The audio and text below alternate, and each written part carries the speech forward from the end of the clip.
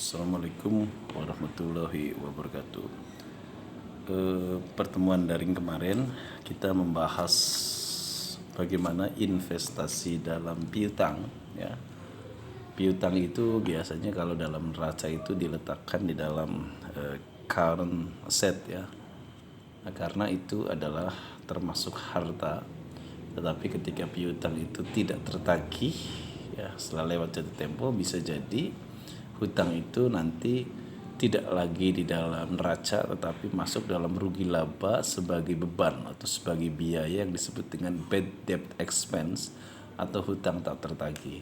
Oke. Kemarin kita membahas masalah kas ya. Masalah piutang. Hari ini kita akan membahas masalah kas. Setiap perusahaan pasti dia akan menjaga cadangan kasnya ya. Dia akan selalu membutuhkan kas. Jadi kas itu langsung dalam bentuk uang ya, tidak dalam bentuk barang seperti persediaan, seperti peralatan, terus kemudian seperti equipment ya. Nah, tetapi berbentuk langsung uang. Jadi setiap perusahaan membutuhkan kas ya. Makanya ada istilah cadangan kas. Dalam laporan keuangan, kas itu diletakkan di neraca pos aktiva lancar paling atas biasanya 001 ya. Kalau dalam rekening di Mayep atau rekening atau nomor rekening akuntansi ya. Nah, itu adanya di current asset pada paling pertama karena kas itu dianggap adalah yang paling liquid ya, makanya ditaruhnya di atas. Oke. Aliran kas ada dua jenis ya, ada aliran kas masuk yang disebut dengan kas inflow, ada juga aliran kas keluar yang disebut dengan cash outflow ya. Cash inflow adalah diperoleh dari penerimaan omset misalkan ya yang dibayar tunai, penerimaan piutang ketika orang bayar hutang kepada kita dan sebagainya. Itu namanya cash inflow ya. Yang kedua ada cash outflow untuk biaya-biaya yang dikeluarkan oleh perusahaan, baik biaya operasional maupun berbagai macam pembelian yang dibutuhkan oleh perusahaan. Di sini cash inflow ada yang diterima secara kontinu, ada yang tidak kontinu ya.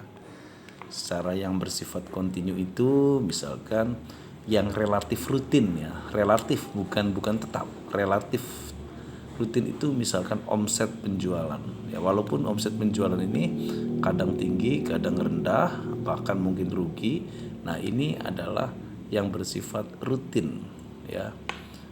Kalau ini tidak rutin maka perusahaan dianggap berhenti kan gitu.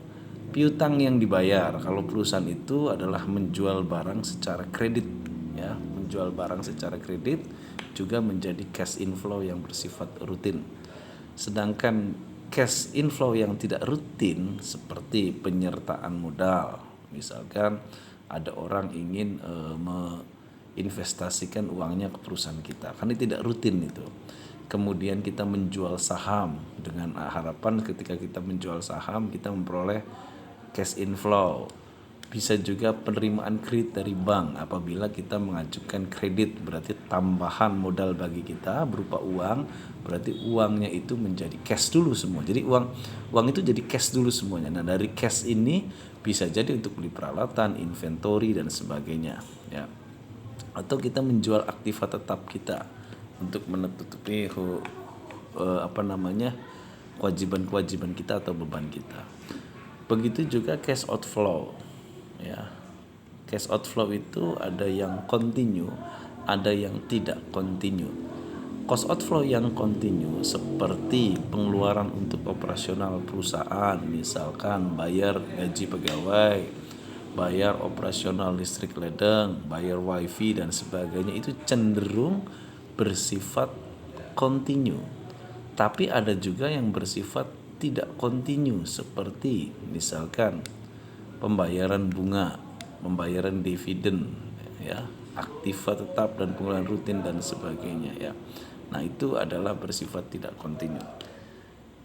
Jadi intinya di dalam kas itu ada kas masuk dan kas keluar ya. Maka perimbangan ini akan menentukan besarnya saldo kas dalam perusahaan dalam periode tertentu. Oke. Sebelum nanti kita membahas perhitungan bagaimana cara kita membuat anggaran kas ya. Kita akan mempelajari dulu faktor-faktor di sini. Ya, faktor-faktor yang mempengaruhi besarnya persediaan kas minimal. Jadi setiap perusahaan itu memiliki cadangan kas minimal, ada yang besar, ada yang kecil, ya. Jadi semakin tinggi kas yang dimiliki perusahaan, maka semakin kecil resikonya. Jadi ketika Anda memiliki kas yang besar, maka semakin kecil resikonya. Karena dia sudah siap menanggung resiko beban maupun kewajibannya. Tapi bukan berarti perusahaan harus memiliki kas yang besar, sebab kas yang besar, terlalu besar juga itu menunjukkan penggunaan dana tidak produktif. Berarti di sini banyak uang yang nganggur.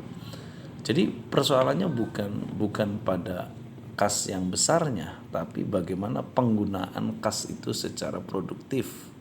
Misal Anda punya kas 100 juta, tidak diapa-apain kas itu, maka uang itu tidak berkembang karena tidak menggunakan secara produktif. Tapi dari 100 juta itu misalkan Anda untuk persediaan barang dagangan supaya agar berputar kan, equipment, kemudian untuk supply dan sebagainya.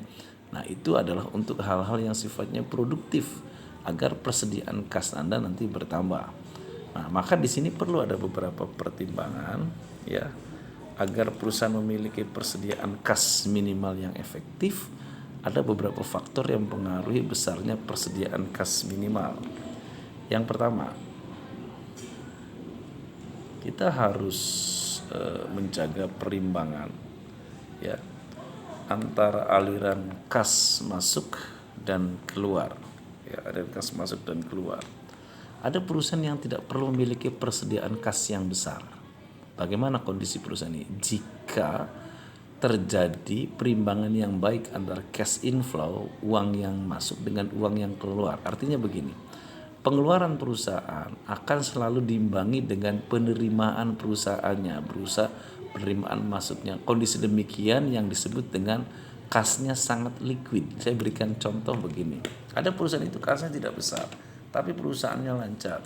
Misal Anda dagang ya, Anda dagang di membuat restoran.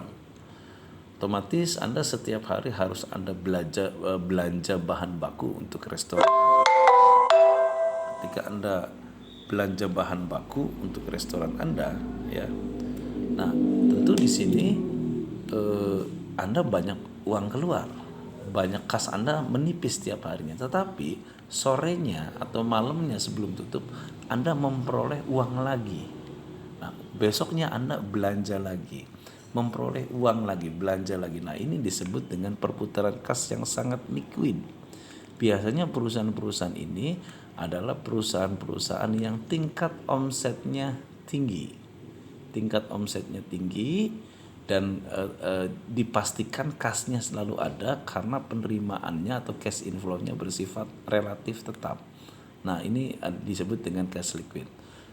Nah, yang kedua yang mempengaruhi besarnya persediaan kas, kita harus punya kas persediaan yang besar apabila kita menghadapi ketidakpastian dalam memprediksikan. Contoh begini, contoh dalam kondisi COVID seperti ini, di mana kondisi ekonomi ke depan itu tidak bisa kita perkirakan, di mana permintaan kita semakin turun, artinya konsumen yang membeli barang kita tidak besar, turun ya, bahkan menurun maksudnya. Nah, maka di sini perusahaan harus punya persediaan kas.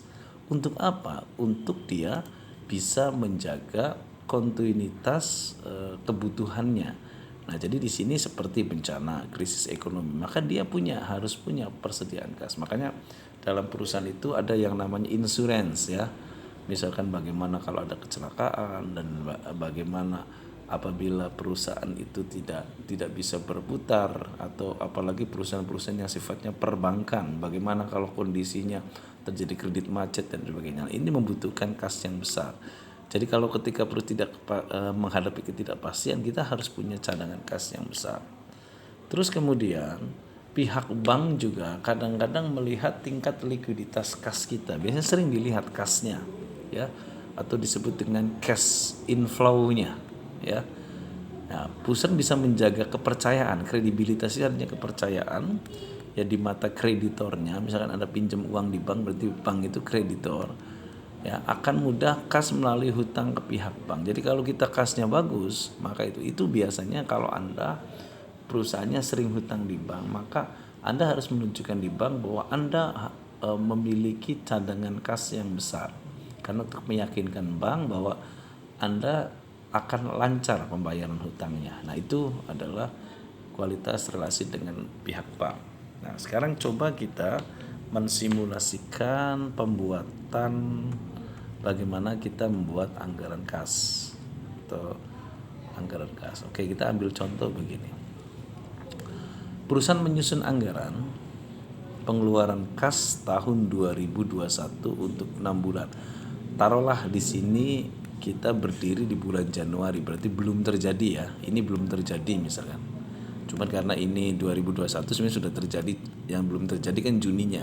Tapi anggaplah ini adalah anggaran. Yang namanya anggaran itu belum terjadi, masih rencana. Oke, kita bikin anggaran ini ya, atau rencana. Diperkirakan ada tulisan estimasi. Berarti estimasi itu artinya adalah prediksi ya, belum terjadi. Hasil penjualan di sini di sini hasil penjualan ya, dan piutang yang dibayar sejumlah 400, bulan Februari 500, bulan 730, 960, 800, 900 ya. Nah, terus kemudian ada pemasukan piutang yang dibayar 400, 500, 730, 960, 800, 900 ya. Hasil penjualan taruhlah ini adalah belum terprediksikan ya. Penerimaan lainnya, misalkan penerimaan lainnya ada penerimaan lainnya ya dalam perusahaan itu. Misalkan 400, 500, 650, 760. Nah, ini adalah yang disebut dengan total cash inflow. Ya, total cash inflow. Maaf ini sedikit saya dikit-dikit supaya nggak bingung. Ya, oke, begini ya. Saya ulangi lagi. Estimasi penerimaan hasil penjualan 400, Februari 500, ini estimasi ya. Maret 730, April 960, Mei 800, Juni 900. Piutang yang dibayar, ada orang yang bayar utang ke kita 400, 500, 650. Ini jatuh temponya ya. Ini namanya juga prediksi. Ya bisa jadi pas bulan Maret ada orang yang nggak bayar nih, misalkan 650, berarti nanti berubah jadi total cash outflow ya. Nah, di sini sorry, ini saya agak ke ataskan dulu sebentar. Ya. Jadi ini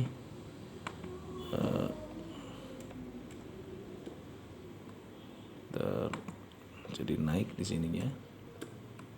Agak ke enter tadi.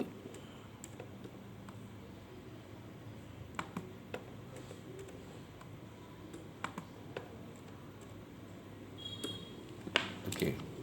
Sedangkan total pengeluarannya estimasinya beli barang dagangan 600. Februari 600, Maret 500, 500, 600, 600. Kemudian bayar pegawai upah. Ini urutannya. Administrasi biaya ADM.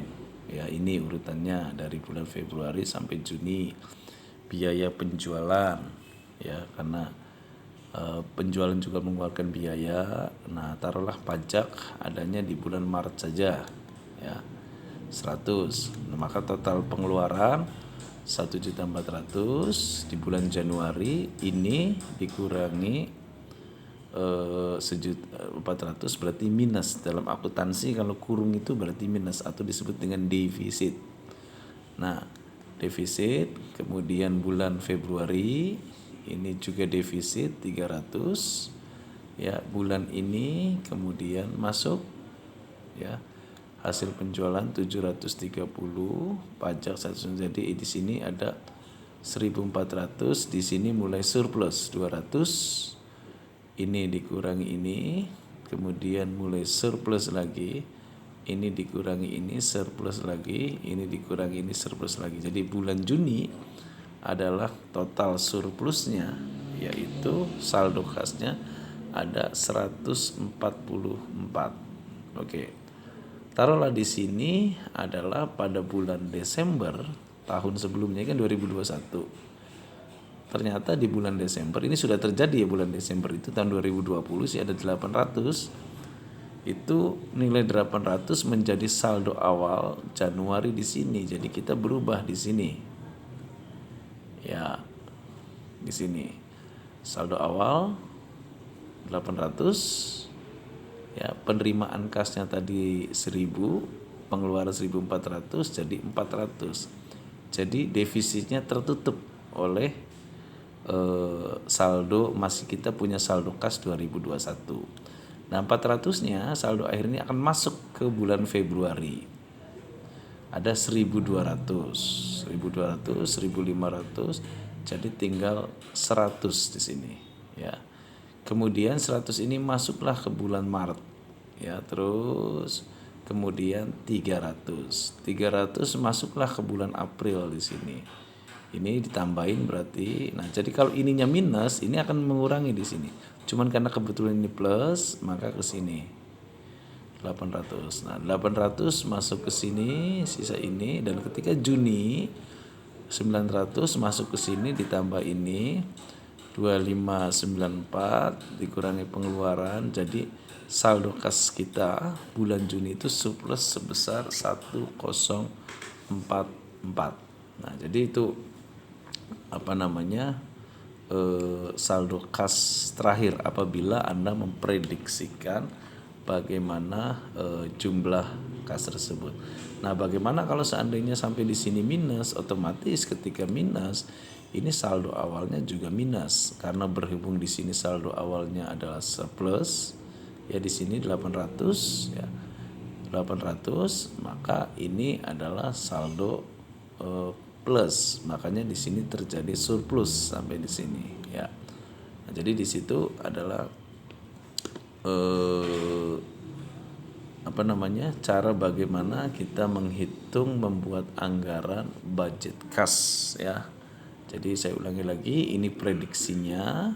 Ternyata di bulan Desember masih ada nilai saldo 800. Berarti nanti yang tertulis di bulan Januari di neracanya adalah sebesar 1044.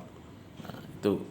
Jadi saya ulangi lagi, di sini adalah bagaimana cara menghitung membuat anggaran budget kas, ya. Budget kas. Oke. Jadi di sini saya ulangi lagi, intinya di dalam investasi dalam kas itu adalah bukan besarnya kasnya yang bagus perusahaan itu, tetapi bagaimana adalah kas itu bisa mencukupi kebutuhan yang ada dalam perusahaan, ya. Nah, kas itu juga kita boleh punya cadangan kas yang besar apabila kita tadi punya estimasi yang tidak kita ketahui, misalkan estimasi adanya krisis ekonomi, estimasi adanya penurunan penjualan dan sebagainya, cadangan kas. Makanya kas itu tetap ditaruhnya adalah di neraca pada current asset, ya. Tetapi ketika kas itu dibelikan misalkan menjadi inventory atau equipment atau bahkan beli tanah, maka dia berubah bukan menjadi kas lagi, tetapi menjadi nama lain seperti equipment, inventory, atau aktiva tetap. Ya, mungkin itu saja materi daring hari ini tentang investasi dalam kas. Nanti kita akan bahas minggu depan, yaitu investasi dalam interest atau bunga, ya, ketika kita berhutang, ya. Kalau tadi ketika kita punya piutang, ini adalah kita akan menghitung bunga. Sampai di sini dulu materi daring hari ini, yaitu mata kuliah manajemen keuangan dan akuntansi. Wabillahi taufik wal hidayah. Wassalamualaikum warahmatullahi wabarakatuh.